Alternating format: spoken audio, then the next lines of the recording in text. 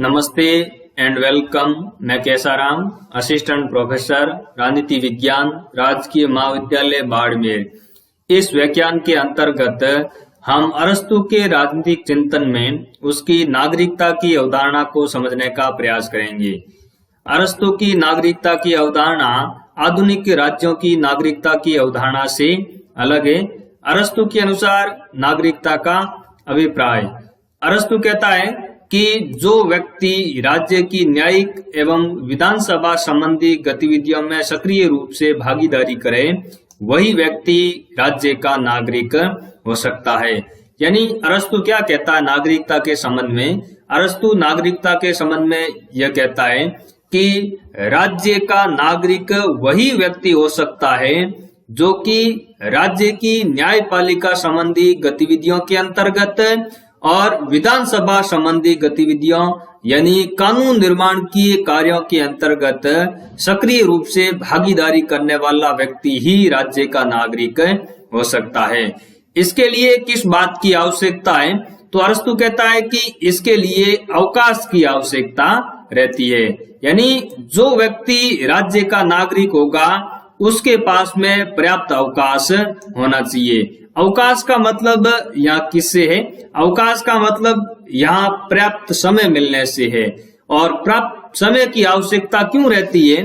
तो अरस्तु यह कहता है कि नागरिक के अंतर्गत उच्च स्तर का नैतिक एवं बौद्धिक विकास होना चाहिए ताकि वह व्यक्ति राज्य की न्याय संबंधी कार्यों और राज्य के कानून निर्माण संबंधी कार्यों के अंतर्गत सक्रिय रूप से भागीदारी कर सके।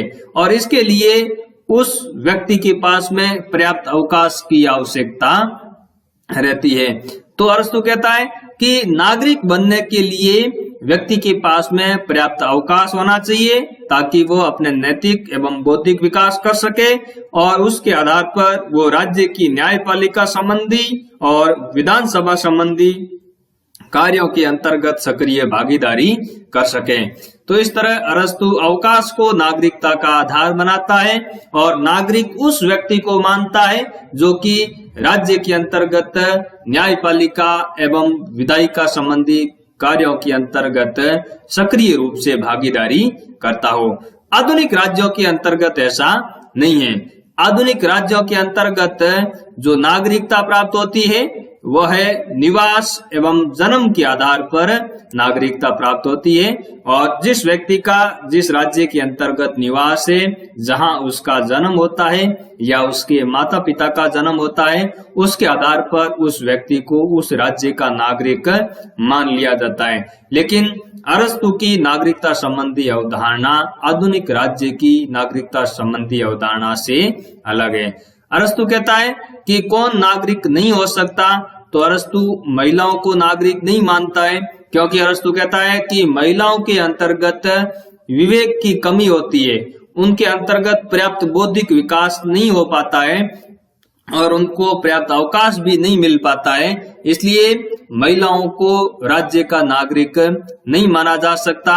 इसी प्रकार अरस्तु दास को भी नागरिकता के दायरे से बाहर रखता है। अरस्तु कहता है कि दास के अंतर्गत नैतिक एवं बौद्धिक विकास की पर्याप्त रूप से कमी पाई जाती है और दास हमेशा घरेलू कार्यों के अंतर्गत संलग्न रहता है। इसलिए दास के पास में अवकाश भी नहीं रहता, इसलिए दासों को भी नागरिकता नहीं दी जा सकती। इसके अलावा अरस्तु उत्पादक वर्ग को नागरिकता के दायरे से बाहर रखता है। अरस्तु कहता है कि उत्पादक वर्ग जिसके अंतर्गत श्रमिक और शिल्पी शामिल है, इनके पास में भी पर्याप्त अवकाश नहीं होता, इसलिए इनको भी नागरिकता नहीं दी जा सकती, इनको भी राज्य का नागरिक नहीं माना जा सकता। इसके अलावा बच्चों और बूढ़ों को भी अरस्तु नागरिकता के दायरे से बाहर रखता है और विदेशी व्यक्तियों को भी अरस्तु नागरिकता देने के समर्थन में नहीं है। तो इस तरीके से हम देखते हैं कि अरस्तु की जो नागरिकता संबंधी अवधारणा है वह किस पर आधारित है? वह कर्तव्य पर आधारित है, लोगों की ड्यूटीज पर आधारित है। जबकि आधुनिक राज्यों के अंतर्गत जो नागरिकता का आधार होता है वह है अधिकार यानी राइट्स। जबकि अरस्तु की नागरिकता के अंतर्गत उस व्यक्ति को नागरिक माना जाता है जो कि राज्य की न्यायपालिका और विधानसभा संबंधी कार्यों के अंतर्गत अपने कर्तव्यों का सक्रिय रूप से निर्वहन करने में सक्षम हो। तो इस तरीके से अरस्तु नागरिकता की अवधारणा को परिभाषित करता है। अरस्तु की नागरिकता की अवधारणा की आलोचना क्या है? पहली आलोचना है अलोकतांत्रिक सिद्धांत पर आधारित। अलोकतांत्रिक कैसे?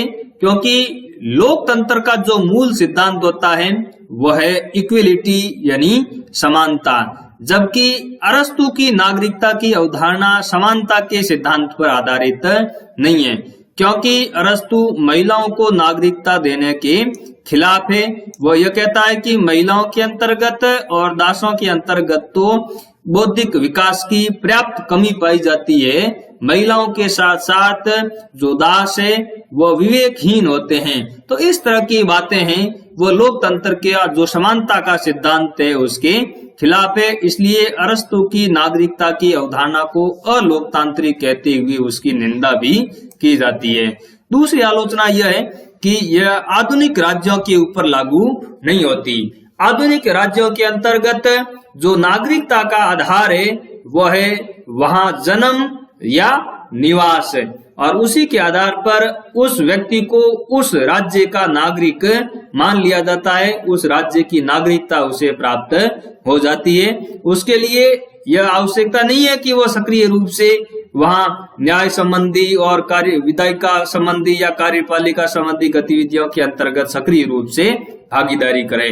तो आधुनिक राज्यों के ऊपर अरस्तु की नागरिकता की अवधारणा है वो लागू नहीं हो पाती।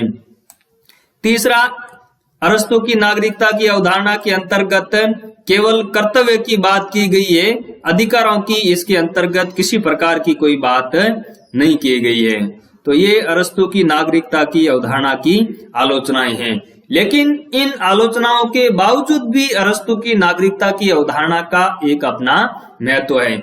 हम अगर देखें यूनान की तात्कालीन परिस्थितियों को, तो यूनान की जो तात्कालीन परिस्थितियां थी जिसके अंतर्गत राजनीतिक अस्थिरता का बोलबाला था, और अरस्तु का मेन मकसद ये था कि यूनानी नगर राज्यों के अंतर्गत राजनीतिक स्थिरता को प्राप्त किया जाए। तो इसी को लेकर के अरस्तु ने इस प्रकार का चिंतन है वो विकसित किया, और उसका जो मुख्य उद्देश्य था वो था एक स्टेबल सिटी स्टेट की स्थापना करना, यानी स्थायी नगर राज्य की स्थापना करना। दूसरा, अरस्तु की नागरिकता की अवधारणा का महत्व यह है कि अरस्तु ही वह विद्वान है जिसने सबसे पहले नागरिकता की अवधारणा के ऊपर इतना विस्तृत विचार है वो प्रस्तुत किए। अब हम ये देखते हैं कि प्लेटो की जो नागरिकता का चिंतन है और अरस्तु की नागरिकता का जो चिंतन है उनके बीच में क्या असमानताएं हैं। प्लेटो सैद्धांतिक दृष्टि से दास एवं नागरिक के बीच में किसी प्रकार का कोई अंतर नहीं करता। प्लेटो ये नहीं कहता कि दास है वो नागरिक नहीं हो सकता, वो दास और नागरिक के बीच में किसी प्रकार का कोई अंतर करता ही नहीं है। हालांकि प्लेटो ने दास प्रथा के ऊपर स्पष्ट रूप से कुछ भी नहीं लिखा, न ही उसने उसका खंडन किया और न ही उसने उसका समर्थन किया।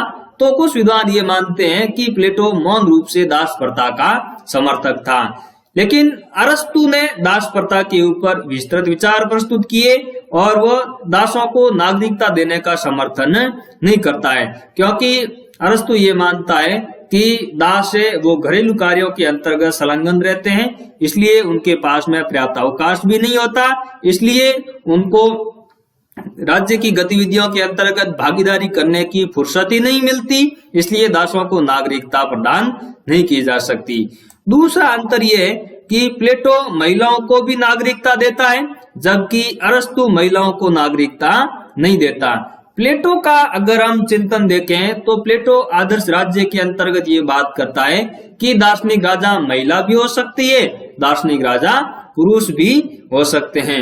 तो प्लेटो महिलाओं को भी शासन व्यवस्था के अंतर्गत भागीदारी करने का समर्थन करता है, जबकि अरस्तु सार्वजनिक गतिविधियों के अंतर्गत महिलाओं की भागीदारी का समर्थन नहीं करता है, या अरस्तु के ऊपर रूढ़िवादी होने का भी आरोप लगता है। तीसरा जो अंतर है वो यह है कि प्लेटो एक अच्छे व्यक्ति और अच्छे नागरिक के मध्य किसी प्रकार का कोई अंतर नहीं करता। प्लेटो कहता है कि गुड इंडिविजुअल और गुड सिटीजन्स, इन दोनों के बीच में किसी प्रकार का कोई डिफरेंस नहीं है। लेकिन अरस्तु के चिंतन को अगर हम देखें तो अरस्तु गुड इंडिविजुअल और गुड सिटीजन्स के मध्य अंतर करता है।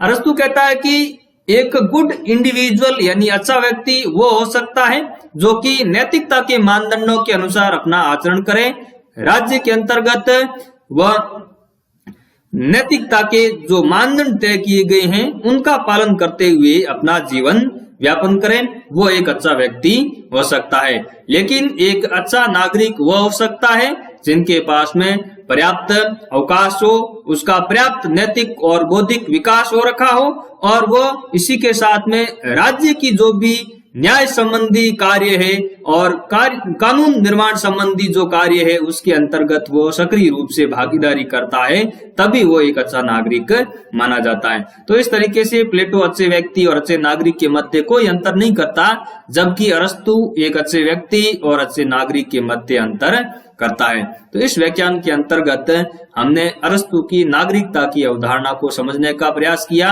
साथ में हमने यह भी देखा कि आधुनिक राज्यों की जो नागरिकता की अवधारणा है वह अरस्तु की नागरिकता की अवधारणा से कैसे अलग है। धन्यवाद।